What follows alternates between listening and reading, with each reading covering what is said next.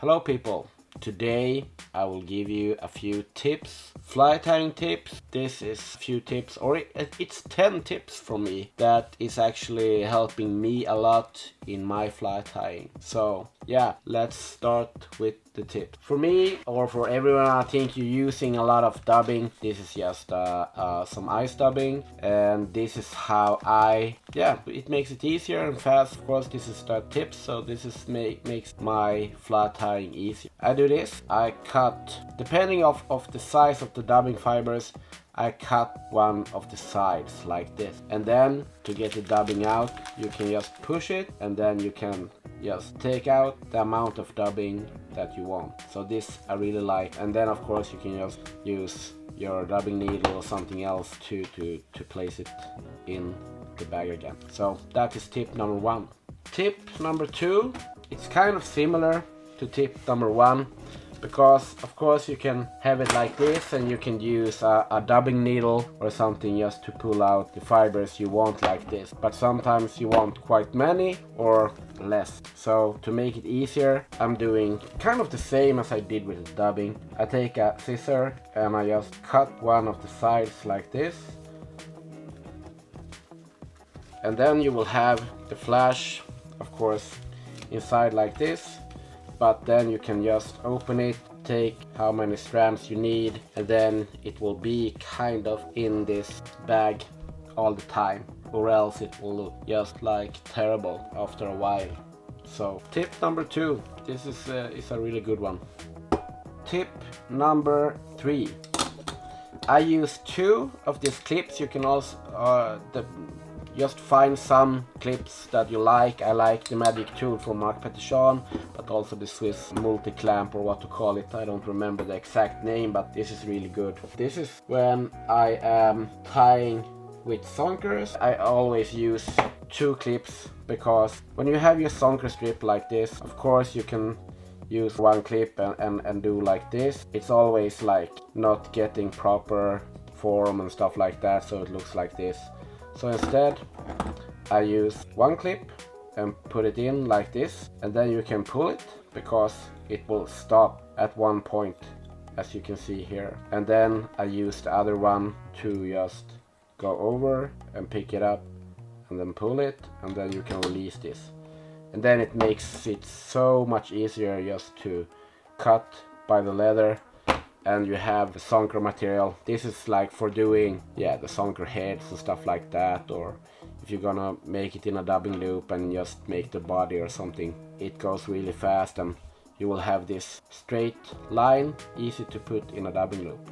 Tip number 4 is to sort your things like this. I have a lot of different dubbings, and then I use bigger red line or zip line bags just to have it in order. So like in this one I have beaver dry fly dubbing, this one I have snowshoe rabbit foot dubbing, in this one I have opossum and also natural fur dubbing. And I do this with all my dubbings, so I can know that I have dubbings in one if I'm looking for it, instead of having everything just sorted in a big plastic bag or in a big plastic box. So much easier. Tip number 4 is this one. You can probably find this at fly shops or something like that, but this I really like just to have good order for my beads, also for hooks or eyes and stuff like that. Sometimes I write just brass or tungsten, just so I know which one they are. You can also label them with a label marker if you want so, and then I also mark them up like 2.5 millimeters, 3.5, 4, so I know this also when I'm just filling them up or looking for a certain size, and it will go so much faster. And yeah, plastic boxes are super nice. Like this one I have completely for ice dubbing. I have one for all my rubber legs, for hooks and stuff like that, and you can just label them. Here I have another one with all my threads, tying threads, and some yarns there, or chenille. And this tip number 6, is for like building a good body to your flies, no matter the size of the fly. But tying it in, just use this thread that you're tying in as a level to do a really good body like this, like strong, and you have this really good body for, yeah, make it really smooth. If you're tying smaller flies that you're having a quill body, biot body, you want an even body to build that base on. And this is tip number 7.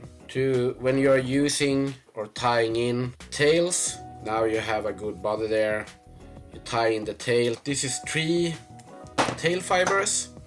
If you want to split them so they look really good, then you can use a tying thread in some way.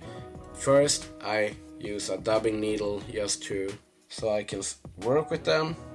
As you can see, now they are really nice, have a really nice split to them. But then I take like 4 inches or 10 centimeters of another tying thread, and then I just take them up between the fibers, and then I pull them and tie this thread in.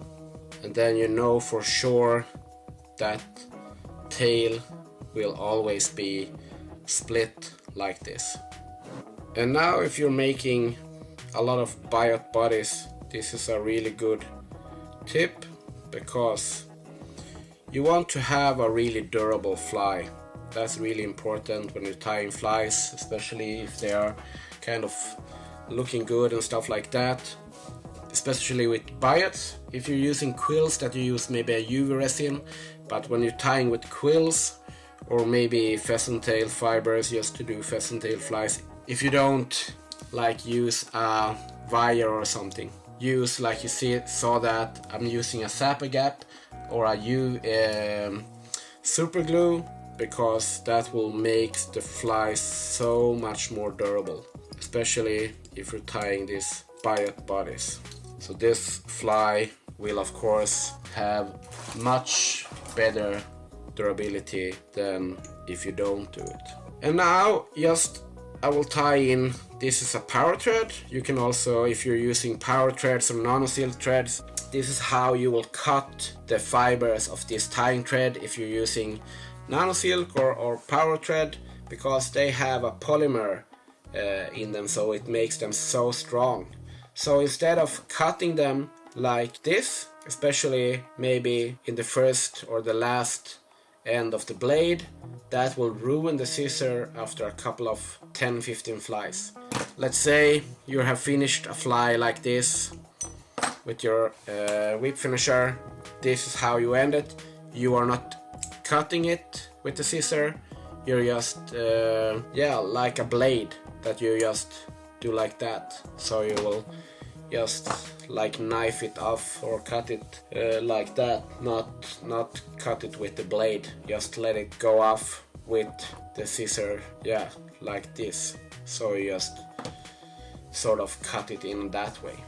So hope you liked this video with a few tips, and that you can use some of them to become a better fly tyer. So hope to see you soon again. So tight threads.